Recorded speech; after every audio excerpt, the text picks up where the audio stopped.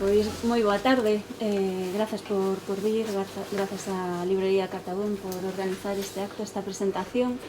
Eu son Patricia Buxán, son unha das editoras de Catro Ventos e veño pois moi ben acompañada a presentar este libro que xa ten pois unha rodaxe de algúns meses, pero que pensamos que necesita aínda que sigamos falando de moitas cousas que saen nel. Catro Ventos, vou presentar un pouquiño o que é a nosa editora e como surdiu o proxecto como nos chegou a nós hasta termos este libro. Ben, Catro Ventos é unha editora que nace no ano 2016, nacemos como cooperativa de traballo asociado, dedicámonos á publicación de libros, tamén facemos servizos editoriais e no caso dos libros en particular facemos diversidade de xéneros, diferentes tipos de libros, desde hai aquí pois moi ben expostos varios dos libros do noso catálogo, hai desde álbum ilustrado, hai libros de divulgación, hai ensaio como este que presentamos aquí, e sempre dentro de 5 liñas temáticas que son as que nos caracterizan, que son a economía social, os dereitos humanos, o consumo responsable, a economía social e a educación alternativa. Ben, este proxecto, acompáñame Fernando Ramallo, un dos iniciadores do proxecto, acompáñame tamén San Pedro Ojeda, tamén un dos autores da obra, dunha obra que neste caso é unha obra colectiva, 7 persoas, que o que fan aquí é reflexionar sobre que supuxo ese confinamento, o primeiro confinamento a raíz da pandemia, da COVID, e máis pois que puxo en evidencia esa situación. Pero ademais pensando no momento, porque este libro, a maioría das achegas escribironse o verán pasado, pensando nese momento de isto está acabando, saímos do confinamento, que vai pasar agora, pensando pois moitos soños realmente que se viran frustrados na idea de que realmente o que pensábamos que podíamos ter feito de outra maneira, o que podía ter sido unha ocasión para facer as cousas de outra maneira, pois estamos vendo que seguimos na mesma. Pero, isto van a explicar mellor eles. Como vos dicía, é un texto que son textos que se elaboran no verán do ano pasado. Había xa unha primeira versión que despois, pois se queredes comentar como fora aquela primeira iniciativa daqueles textos que escribiron non todas as persoas que participan finalmente neste volume, con reflexións, ideas nese primeiro confinamento de agora un ano, e que estivo publicado, estivo divulgado pola rede, e despois pois chegou a nós esta idea de tomar esas ideas pero ver como se desenvolveran desde cando as plantearon eles. Ben, entonces xurde aquí este libro e sin máis pois vou dar a palabra como vos decía, a dos autores, e despois se podemos tamén despois da vosa presentación podemos facer un diálogo entre todas. Moi ben. Moitas gracias. Eu fui, ante todo, o agradecemento á editora Catro Ventos e o agradecemento inmenso á Librería Cartabón, na que estou, pois, como se pode decir, pois, ben feliz de estar convocado outra vez neste magnífico lugar. Ben, eu vou ser máis breve do que traio aquí porque precisamente en aras da brevedade, como estamos no tempo do COVID e nos ver un tempo limitado, preferí escribir un texto para non divagar demasiado, non? E para concretizar as ideas que quero expor a vosa opinión aquí, non? Eu fui convocado por meu amigo Fernando Ramallo para colaborar neste libro desde o punto de vista que eu pois ao que me dedico, que é a filosofía, non? Entón vou falar disto.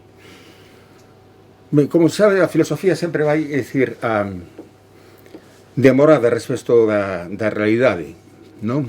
O seu labor é dicir precisa de certa distancia do concreto dado. Nesse sentido, decir, conocedes vos a máxima de Hegel, no? Cando di no prólogo da filosofía do espírito, dice, decir, a filosofía é como a curusa, no? Que sempre levanta o solpor, no? A curusa, precisamente, sabedes, é o animal que é o símbolo da filosofía. Ben. Pero, ante unha ameaza real, como afirma Slavoj, o filósofo esloveno, Slavoj Žižek, que xa leva 2 libros sobre a pandemia, dice, ante unha ameaza real, Žižek, non se precisa da filosofía, precisase da ciencia.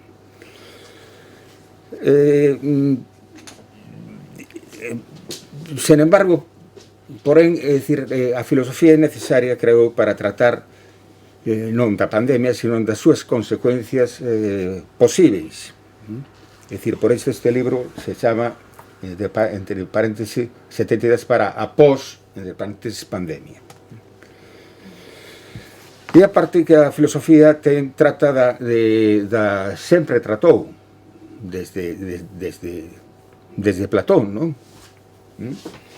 Da composibilidade entre a ciencia, o que os gregos chaman a episteme, e a política, que son dúas das súas condicións, non? Por exemplo, denunciando a filosofía o que se chama necropolítica, é dicir, a política da morte, que está moi ben analizada aquí no primeiro artigo de do psicoanalista Manuel Fernández Blanco. Necropolítica que non vacila, non dubida en sacrificar a ciencia e as vidas que esta pode salvar en aras da economía. O que está claro que nada na pós-pandemia vai ser como antes.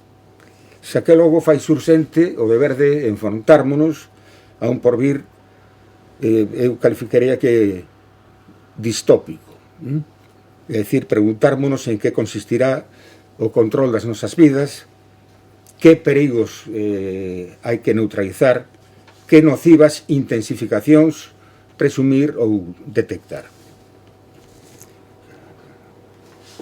Claro que necesitamos a ciencia, eso é prioritario. Insisto, prioritario. Pero a filosofía trata, desde outra perspectiva, polo menos de 3 obxectos de pensamento que agroman como esenciais nesta época do virus: a terra, a sociedade e a morte. Filosofía, obviamente, no seu sentido antiespeculativo. Non falamos por exemplo, dun señor que sale no periódico de cando en vez, que se chama Marina, non sei o nome del, non? José Antonio Marina. Como se chama? José Antonio, creo, non? Se chama José Antonio, igual que Primo de Rivera. Ben, Marina, que parece que en vez de escribir libros de pensamento escribe manuais de autoaxuda, non? Eso non nos vale absolutamente para nada, é dicir, non queremos verdades de perogrullo, non queremos un Pablo Coelho, non? E tampouco filosofía como algúns definen como un xénero literario máis, non? É dicir, en absoluto, es decir, un gran filósofo, Gilles Deleuze, que tuvo esa tentación e mesmo expresou algunhas veces, non? A filosofía non é máis que un xénero literario máis, non? Como pode ser a prosa, a poesía, o drama, o teatro, etc. Menos mal que o propio Deleuze rectificou a tempo, non? E é sintomático, creo que sino o penúltimo libro que escribe, xunto con Félix Guattari, que se chama, é dicir, que é la filosofía, que é la filosofía, non? Entón, a filosofía, é dicir, en ese sentido, é dicir, que eu defendo, e quero estar no certo, é dicir, é un pensamento forte, non? E arriscado, non? E con exemplos, entre todos moitos, isto, claro, son afinidades electivas que ten cada quen, non? Pois están os citados Slavoj Žižek, Alain Badiou, Jacques Rancière, Terry Eagleton, Nancy Fraser e Simapuran Noam Chomsky. Todos eles falaron justamente tamén da pandemia nese momento. Entón, a filosofía un dos roles máximos que sempre tivo desde o seu nacemento foi servir como unha caste de alfandagueiro, non? De alguén que está na aduana, non? E que traza unha liña de marcación entre o que é ciencia e o que Platón chama a doxa, é dicir, a opinión común, non?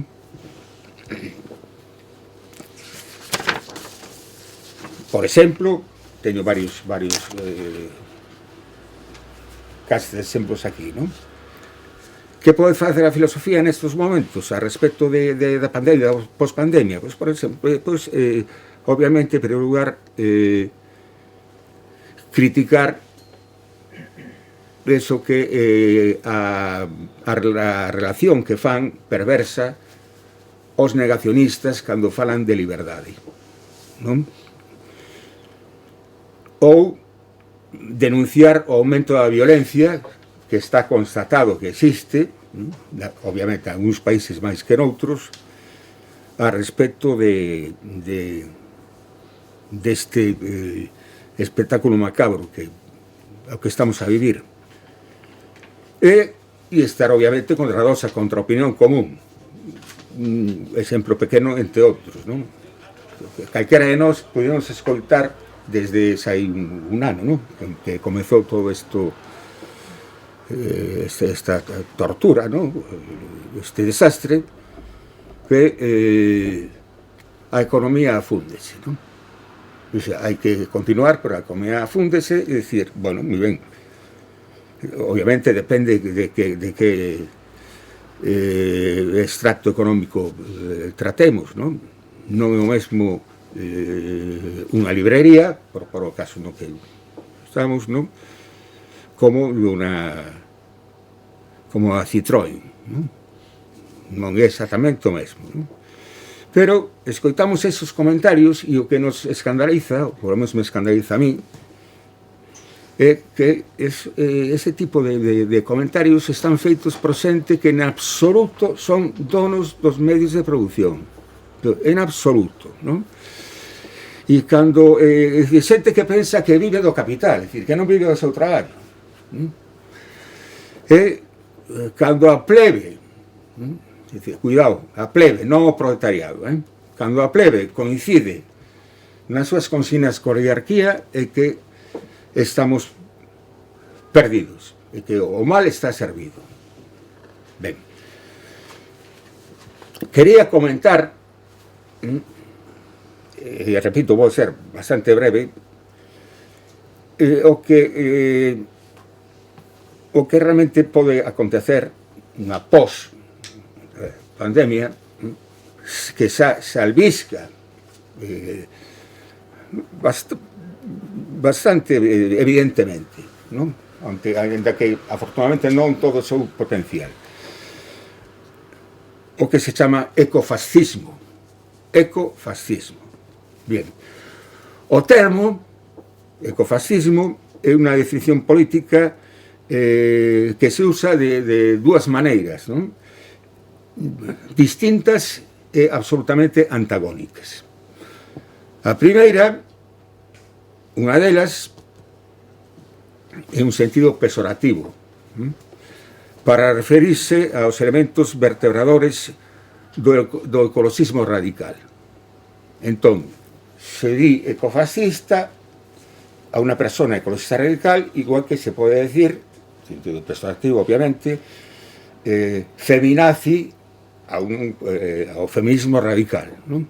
Ese é un das acepcións. E a segunda é para referirse, por eso digo distintas antónicas, a extrema dereita que incorpora posicións ambientalistas na súa ideoloxía. Ben, unha vez claresada estas dúas acepcións, na miña opinión, arestora, neste momento, co permiso de Carlos Taibo, e de Yolanda Teixeira Rey, que antes citei o primeiro e agora cito o outro, a última colaboradora no noso libro, estamos ante un ecofascismo específico, moi específico, onde o núcleo da súa proposta insérese todo nunha planificación demográfica. A idea de que no planeta sobra xente. De tal maneira que se trataría de marxinar a quen sobra. Hai pensadores máis apocalípticos que din que non só marxinar a quen sobra, sino incluso exterminalos. Obviamente, non se refiren a que as cámaras de gas, etc. Non? É dicir, se trata de un autoexterminio, se unha persona non ten condicións para vivir, xa non digo dignamente, sino para sobrevivir, obviamente, pois, se acaba con eles. E compre subliñar que o fascismo non é un proxecto negacionista, en absoluto. É dicir, en modo alguno nega os efectos dramáticos do cambio climático, do esgotamento das materias primas, enerxéticas, etc. É dicir, parte, antes ben, da importancia deses fenómenos e o que procura é defender obscenamente os intereses dunha minoría de privilexiados. Os que empezan a dirixir, ou xa dirixen, na sombra o planeta, a bon seguro que tomaron nota da eficacia de moitas das políticas autoritarias e represivas despregadas por todos os gobernos de todo o mundo.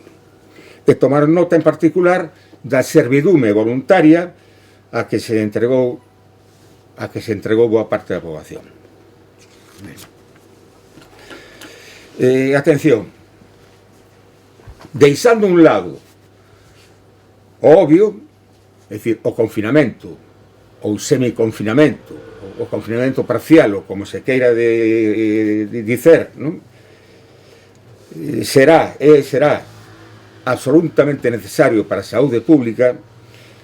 Non resulta moi aventurado pensar que a posteriori a experiencia do confinamento servise noutra orde de cousas como unha caste de ensayo xeral, como un experimento para o futuro.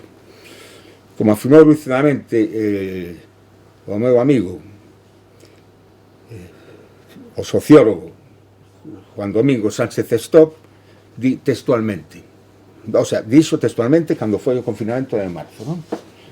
O primeiro, dice, textualmente dice, nos acostumámonos ao confinamento, pero eles se acostuman a usalo. Eles, é dicir, a oligarquía. É preciso, xa que logo, advertir que o capitalismo pode usar a pandemia como excusa para impor un estado de emerxencia permanente con maior ou menor rigor dependendo das circunstancias.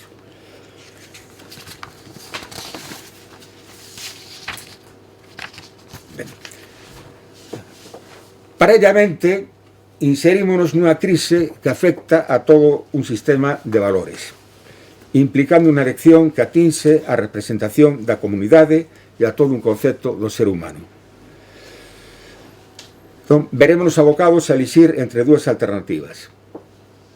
Primeira, a que podemos chamar reactiva ou reaccionaria, sería en posición do nihilismo, a pulsión de morte, como ben dixo Freud, o recelo do outro, o egoísmo, a atomización social, o retrotratamento individualista, o sentimento de contingencia absoluta. E tal tentación, entre aspas, existencialista, tal tendencia reactiva supón a submisión xeralizada ao mundo organizado polo capitalismo globalizador e a desmovilización tamén xeneralizada. E segunda alternativa é a positiva, o ancello de vida, a necesidade de produción desalienada, a comunicación como se poida e se deba interindividual e colectiva. Consiste isto no imperativo racional de rebelarse contra todo horror construído polo neoliberalismo, que pecha ou confina, ¿no?, certos negocios, é dicir, a hostelería, etc., que non critico que o faga, ¿no?, pero, sin embargo, non importa en absoluto que os metros, ¿no?, vayan, é dicir, absolutamente hacinados, que unha persona suba un vitraxa e teña dúas personas pegadas así, é dicir, e todos sabemos de máis exemplos, non? Por exemplo, un hosteleiro me comentaba aí, non no primeiro confinamento, xa non vai, non sei cantos van. O primeiro foi o confinamento absoluto, non? Bueno, pois ese señor ten un bar e tiña que pechar na segunda fase, cal era? As 5 da tarde ou antes? Ou as 3, bueno, unha cousa así, non? Bueno, pois mentras ocorría eso, as casas de apostas, sabedes a que hora pechaban? As 2:30 da madrugada da mañá.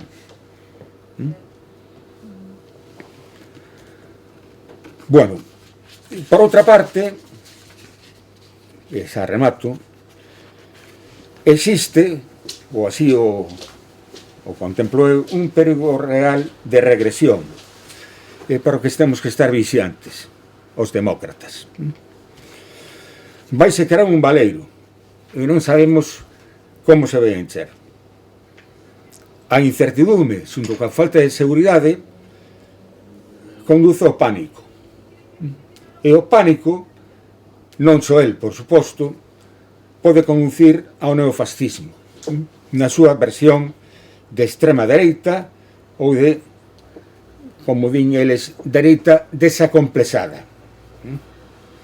Debemos lembrar máis que nunca a proposición daquel comunista italiano Antonio Gramsci, segundo a cal a paréntese entre o vello que morre e o novo que non acaba de nacer produce monstruos. Arestora xa temos varios síntomas deles.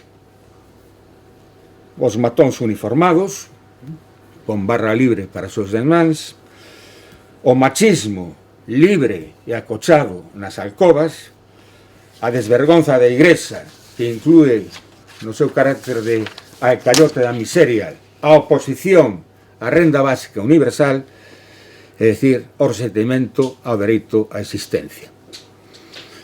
Por último, cómpre seguir adiante, reivindicar, debater e impor unha trayectoria emancipatoria e promover o entusiasmo cara ao horizonte da democracia real. Para iso, compre apostar polo fomento dunha política de masas, pola proxección dun novo suxeito comunitario fronte ao vello suxeito fatigado, conformista, atomizado, dobregado, esgotado, característico do capitalismo serodio, inimigo da humanidade xenérica. Contra este, todas as forzas son poucas, e coa determinación, no noso caso xeográfico particular e histórico do pobo galego, na procura da súa soberanía, aliado nunha internacional máis necesaria, se cabe, que nunca, converteremos os nosos lexítimos desexos en realidades efectivas. Moitas gracias.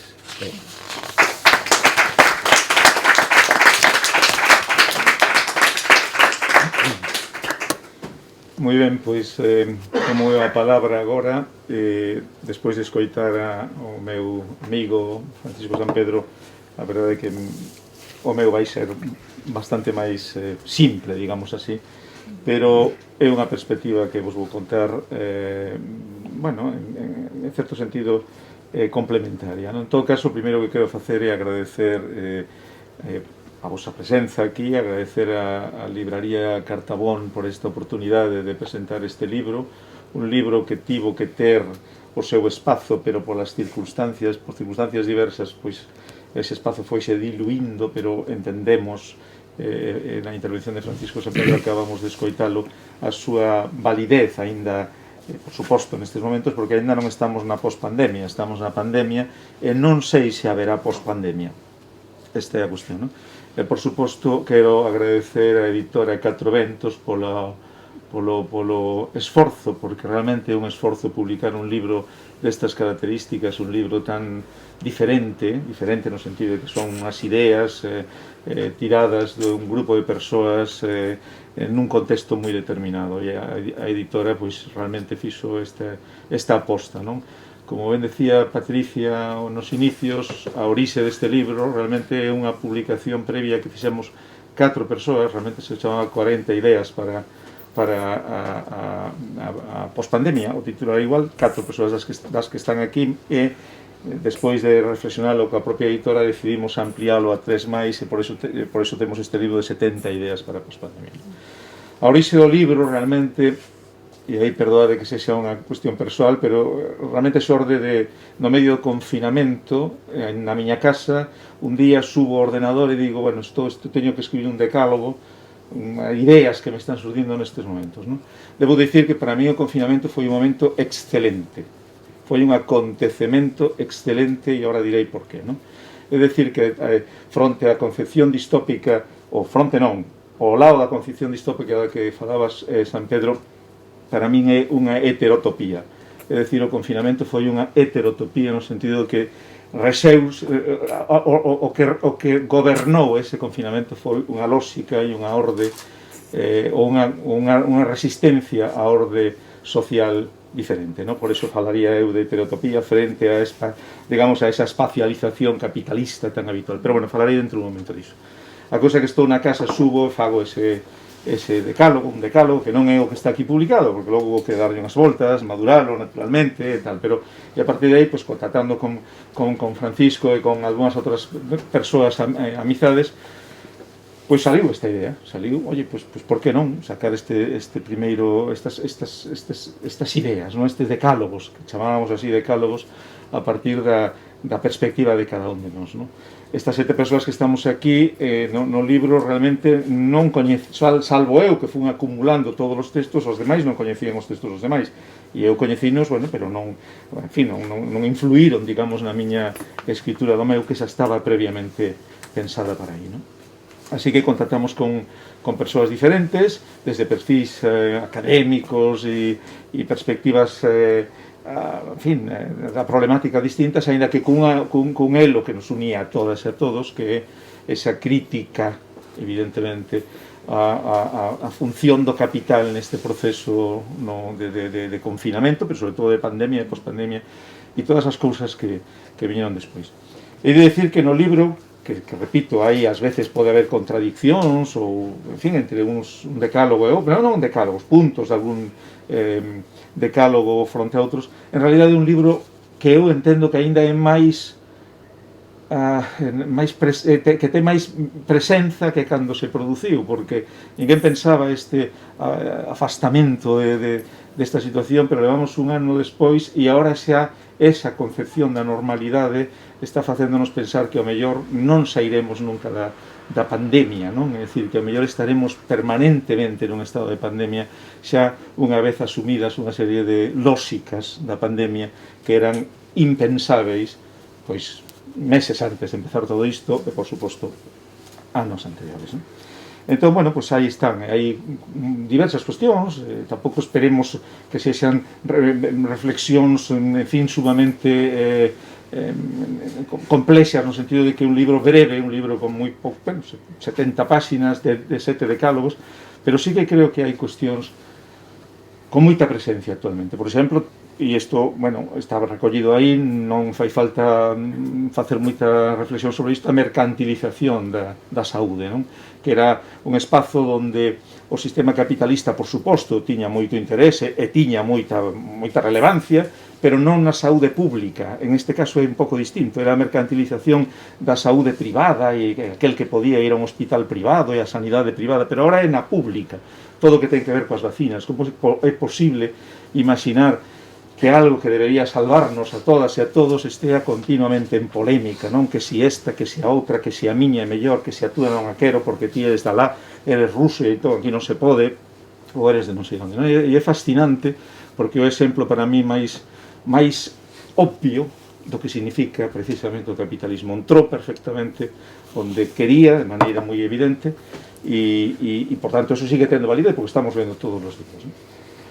Bueno, eu decía que para mí o confinamento foi, curiosamente, un espazo de esperanza. Claro, analizo para mí mesmo. Para mí foi suficiente non só por escribir este decálogo e iniciar estas ideas, sino por outros momentos que tive neses 2 meses moi interesantes na miña propia vida. atendendo naturalmente ou tendo en conta naturalmente todas as carencias que tivemos neses tempos. Non estou aquí demandando un confinamento, por suposto, pero sí que funcionou como un espazo de esperanza, e iso sí que tomo a expresión de Terry Eagleton que falaba antes Francisco Sampedro de un destes autores de referencia, ¿no? Este título do seu libro, ¿no? Un espazo de esperanza, non un espazo do optimismo, que son cuestións diferentes, ¿no? E, por tanto, decía que iso é unha heterotopía no sentido utilizado por Lefebvre ou tamén por Foucault en algún momento, ¿no? Esta idea de un espazo coas súas propias lóxicas, coas súas propias subjetividades, coas súas propias contradicións, non? E polo menos para mí, non sei, logo a mellor gustaríame escoitarvos a vos, a ver se realmente para alguén tamén foi algo parecido, non? Pero foi un espazo no que polo menos se permitiu a posibilidade de imaginar un futuro mellor. E hai poucos momentos nas últimas décadas, polo menos na miña idade, que non son tan novo, que tampouco son vello, pero en fin, que cos meus 55 anos, hai poucas décadas anteriores no que eu vivise un espazo con esa oportunidade imaginativa, reflexiva, e de feito, falando co propio Francisco Sampedro e con outras amizades, decíamos, a ver se aquí está, decía o propio Zizek, tamén no seu primeiro libro, o fin do capitalismo. Claro, demos conta que non foi o fin, sino foi o paso que o capitalismo probablemente estaba desexando imaginar idealmente, que se cumpliu rapidamente. Dixo, aquí temos xa a gran oportunidade para eliminar liberdades, para facer máis control sobre a xente. Por iso digo que se o confinamento fose máis longo, probablemente, bueno, non sei, especulativo tal vez, ¿no? Pero probablemente abriría máis posibilidades de espazos críticos, esta construción dun suxeito autónomo, como tamén decía Francisco ao final, un suxeito emancipador, un suxeito, hasta diría eu, revolucionario, ¿no? Porque, e por eso digo esa concepción de heterotopía do propio confinamento, ¿no? Fronte a esa espacialización capitalista, ¿no? Como di o propio Lefebvre, o capitalismo sobrevive porque é quen de crear mistificación espacial, esta idea de espazos como mantras da diversidade. En realidade son espazos, está constituídos como espazos para impedir realmente un propio espazo de reflexión crítica, transformadora, emancipadora, consecuente, fronte ao que realmente crea o capitalismo, que é un espazo de resiliencia, un espazo de realmente de cada vez entender mellor a adaptación ás condicións adversas. E neste caso o confinamento funcionou moi ben, non? É dicir que formou moita parte da poboación na resiliencia, non? E este é un concepto que ademais se ve como positivo todos os días que salen nos medios de comunicación. A resiliencia parece que hai que ser resilientes, e entón se somos resilientes é que significa que comprendemos os demais, o que tamén decía o Zizek aquilo da tolerancia, verdad? Son antitolerancia, son intolerante. Habría que levar unha camiseta dicindo eu son intolerante. Intolerante neste sentido de non solo tolera o débil, nunca tolera o de arriba, non? O forte, non? E entón, estas cuestións sí que funcionaron. O capital aí saliu moi beneficiado porque experimentou, saiu ben, porque o que eu polo menos digo no meu texto aí, este concepto de minoría de idade, non? Que se visibilizou moi claramente neste confinamento, a posibilidade de que está a poboación preparada para transformar a sociedade realmente desde abaixo para arriba. Bueno, a conclusión que sacamos é que non. Para min non. E, por tanto, o que me produciu o fin do confinamento é non unha decepción, pero unha conciencia da derrota ou do fracaso, se queredes, ou unha concienciación da derrota ou do fracaso. E iso é forte, non? Claro, naturalmente, porque ainda teño expectativas de ver transformacións nese sentido, non? Bueno, entón, eso, houve un momento o confinamento como acontecemento que abría posibilidades e logo a realidade caeu.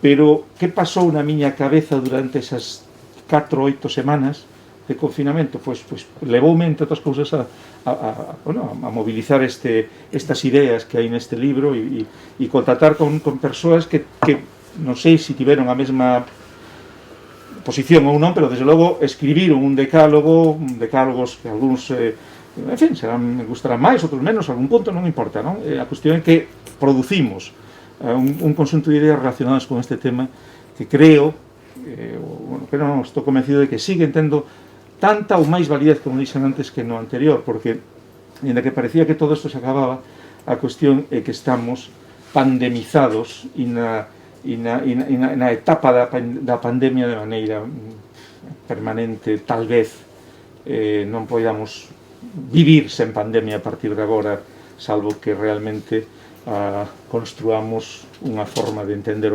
a propia relación entre a orde capitalista e as relacións humanas diferente, non? Pero como eso non ocorre porque temos tamén medios de comunicación que contribúen de maneira moi obvia a esa reproducción, e isto é así, e, bueno, por isto decía esa idea de superar a minoría de idade. Foi un exemplo nese sentido, de decir, estamos preparadas e preparados, e a conclusión é que non, e, por tanto, solamente minorías sí que están preparadas, pero as minorías necesitan realmente apoio forte, serio e grosso do conxunto da poboación, non? Entón, nese sentido, pois, bueno, pois é o que quería un pouco comentar, non? O que supuso para min o propio confinamento e como esa oportunidade para reflexionar sobre estas cuestións. Creo que podo parar aí para non enredar máis. Estamos tamén en hora, e a máis, non sei se queredes facer preguntas, consultar ou algún comentario. Moitas gracias. Justo, moitas gracias.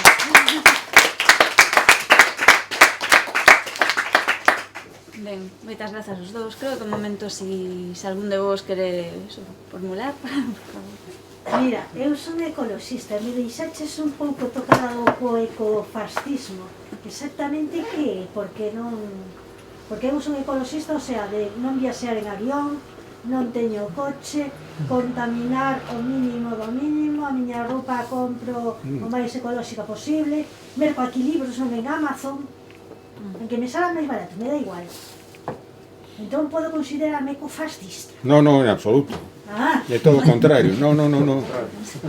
O que o fascismo é o fascismo, é dicir, ecoloxía para o fascismo.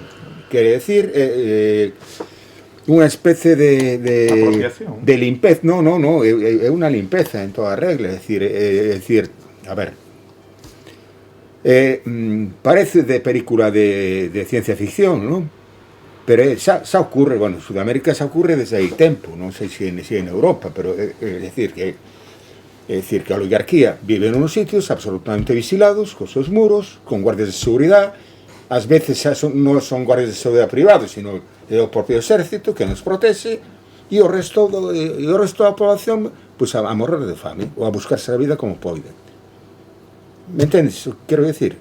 Bueno, o que quero dicir non é o significado do ecofascismo. É dicir, é a limpeza para uns poucos. É dicir, Bueno, pero iso creo que xa se está dando aquí, porque vamos a ver, eu ando polas calles de aquí, en España, e vexo pobres a pedir unha raco de non, está pan. claro, sí. O sea, os vexo, non... E miro xente aos ollos e anda cunha depresión que morres, O sea, non falo xa solo dos pobres que están aí a pedir unha limosna, falo de xente que anda pola calle como vostede como a min, e notaselles unha depresión, pero... No, está claro. Eu vecinos cando estaba antes da pandemia, e eran xente alegre que facía deporte, non sei que, e agora están de pena. E o que pasa que, claro, o termo en sí, ecofascismo, chama atención, non? Porque parece que... Parece que son ecolóxicos. No, claro, parece que son ecoloxistas e son fascistas, non en absoluto. Non. E non se lle pode chamar de outra maneira, porque os que somos ecoloxistas, esa palabra... No, xa, sí, ten razón. O que pasa que, bueno, ese termo xa está sendo moi utilizado, non?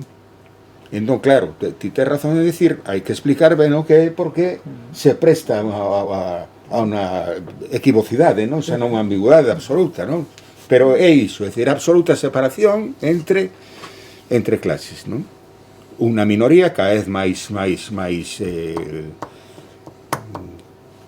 minguada, que son efectivamente que podemos chamar, non? Se chamou sempre oligarquía, e unha gran maioría da población que está na rúa ou nas casas, decir, o precariado, é dicir, absolutamente todo iso, non? Eso que significa ecofascismo. Hoxe en día. Sí. Unha pregunta. Usted decía que había que... Bueno, ustedes decían que cambiar a sociedade, pero vamos a ver. Eu me vou a povos de por aquí cerca a xente que lle vota ao PP. O sea, isto non é que eu sea de ningún partido, No, xa. pero eu vexo que ou son tontos ou corruptos. E vexo, o sea, podo dar datos de que teño un posto de traballo porque os gobiernos anteriores que gobernaban ese pobo eran de PP e escolleron a xente que non ten a titulación suficiente para estar nun posto de traballo, están ali, non cumplen coa súa obrigación, ganan o soldo e siguen votando PP e non lles interesa cambiar nada. E con isto da pandemia, oye, lle dicen hai que estar na casa e cumplen e non se cuestionan nada. Entón a esa xente non lle podes cambiar nada. O sea, senón, vamos, te fusilan. Non se che pode aparecer por ali, o sea, nin un parque sin mascarilla, porque, oye, o mellor estamos aquí, pero hai aí uns árboles, ali detrás un banco e hai alguén sin mascarilla. Cuidadito que igual che van o lombo. O sea, van así, pero así. Entón, con esa xente que se fai?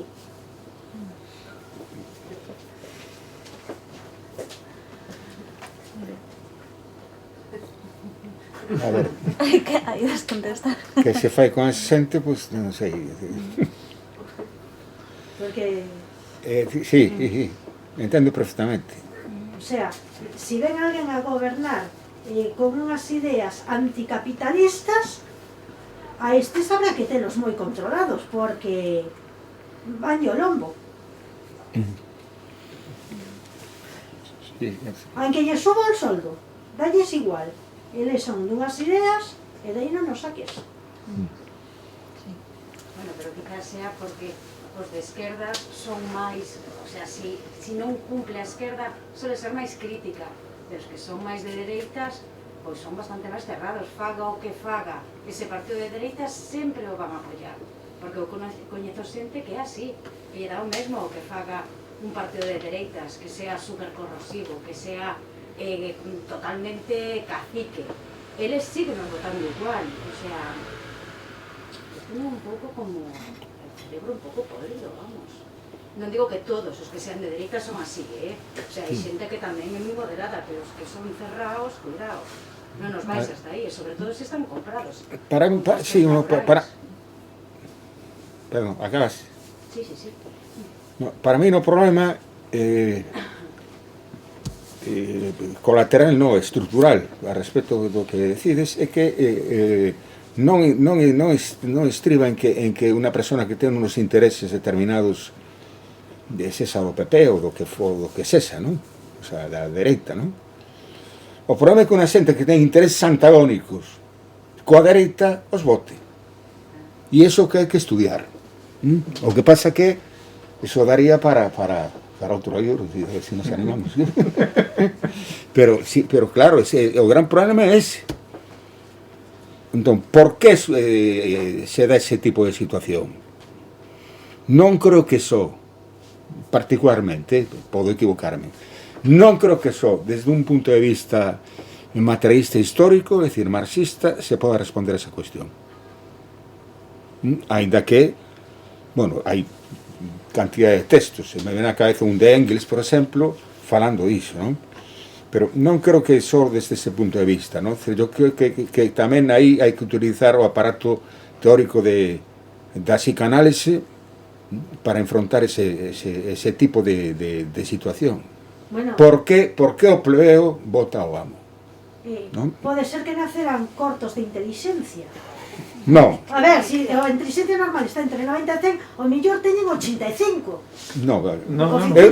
Perdona, eu non creo que sean imbéciles, No.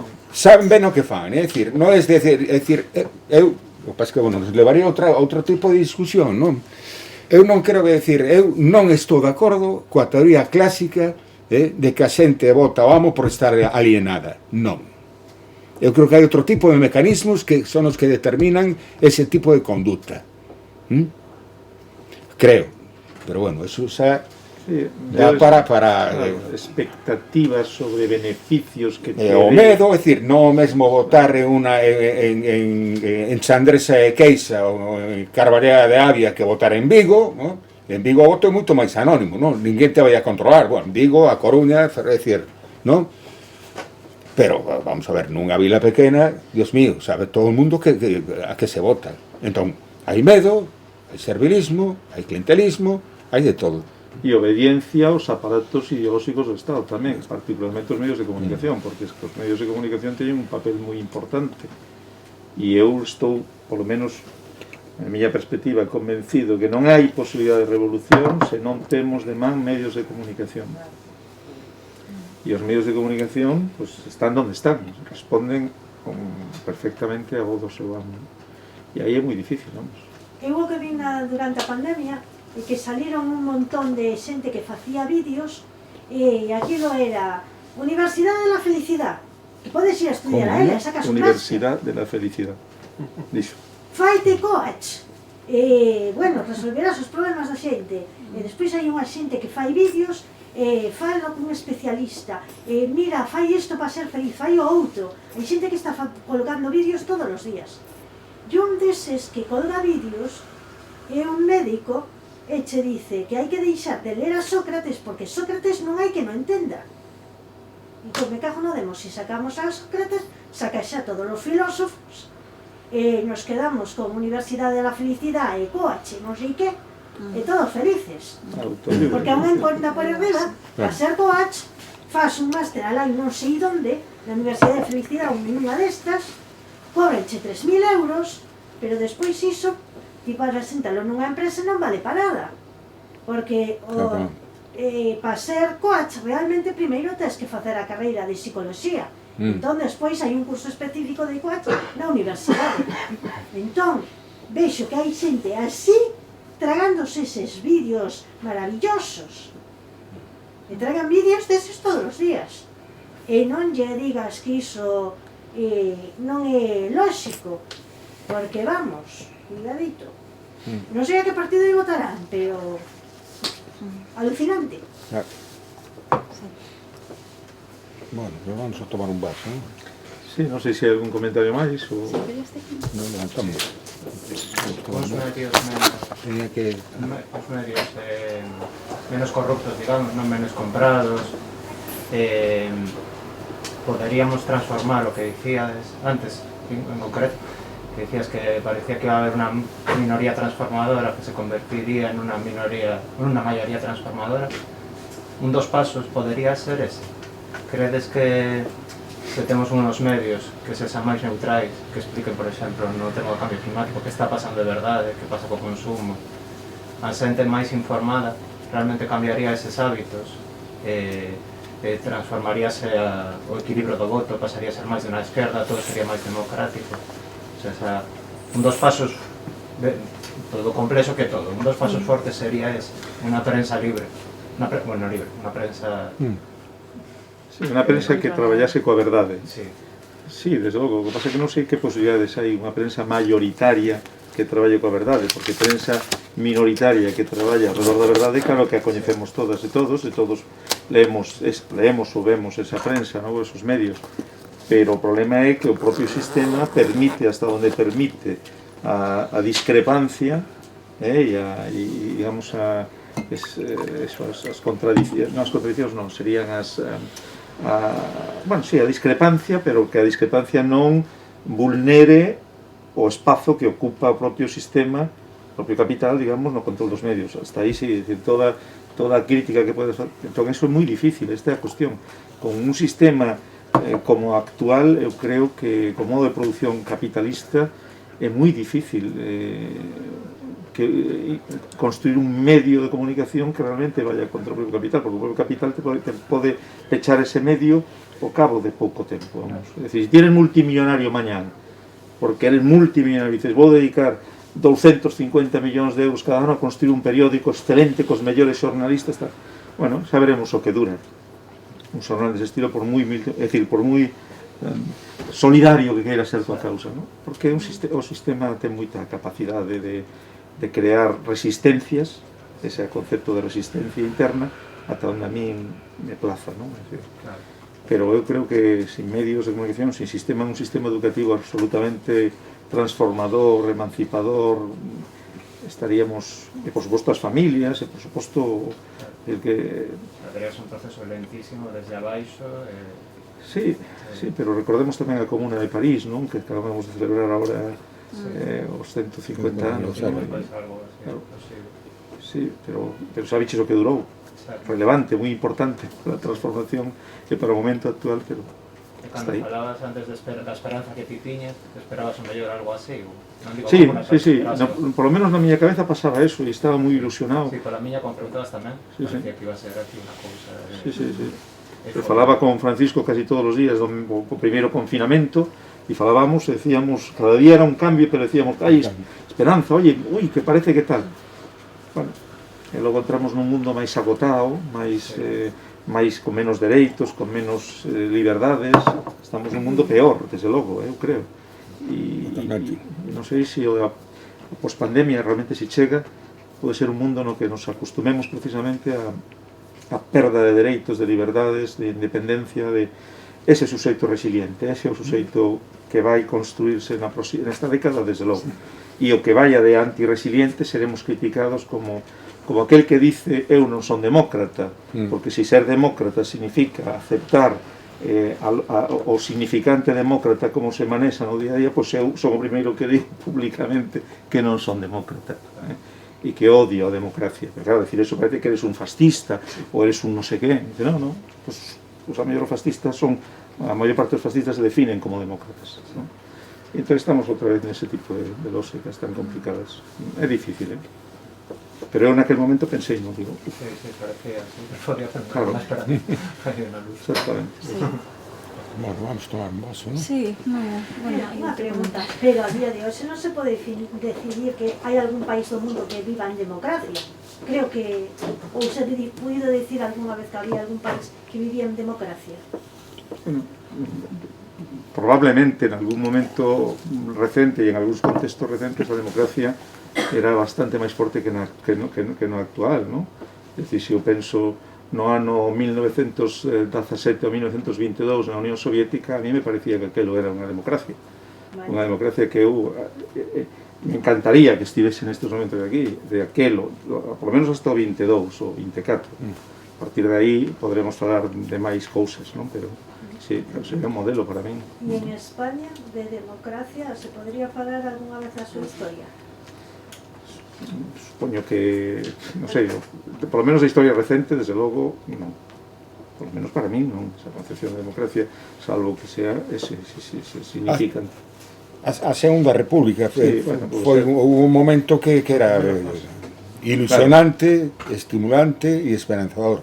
Pero durou que durou. Sabemos o que sucede, claro. Son esos espazos permitidos aparentemente hasta que chega un momento e dice hai que controlarlos fora. E ven precisamente o fascismo, a dominación militar e todas estas cosas. Mira, este luns no Marco vi un señor a dar unha conferencia e dixo que o momento actual lle estaba recordando moito a Segunda República, con Podemos como partido tal, a dereita a CEDA, e que non se debía haber nacionalistas no goberno, e a tipo puxa as cousas que vamos. E lo... Bueno, eu creo que hai que tomar un vaso, ¿no? Sí, non sei que hora Son as 9, o problema é que xa está pechado. Pois daquela, sí, damos por pechado o acto. Moitas gracias de novo por vir, por participar. E nada, que teñades boa serán. Chao.